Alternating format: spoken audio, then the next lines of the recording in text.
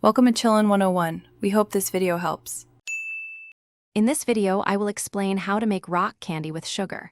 First, gather your basic ingredients, sugar and water. The key to successful rock candy is creating a supersaturated sugar solution, which means dissolving more sugar than the water would normally hold at room temperature.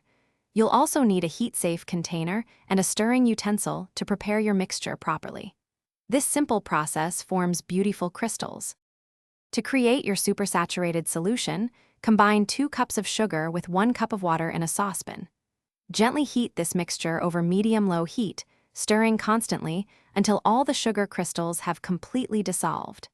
It's important not to boil the solution vigorously. A gentle simmer is all you need.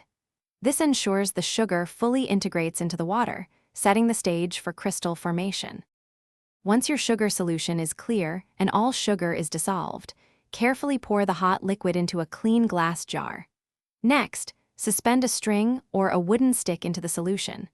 Make sure it hangs freely without touching the bottom or sides of the jar. This provides a surface for the sugar crystals to attach and grow. Allowing it to cool slowly and undisturbed is crucial for optimal crystal formation. Now comes the waiting game. You'll start to see tiny crystals forming on your string or stick within a few hours.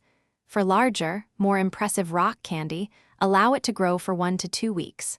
Once your crystals have reached your desired size, carefully remove them from the solution.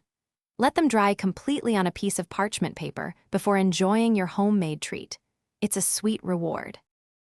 Thanks for watching. Consider subscribing if we helped you.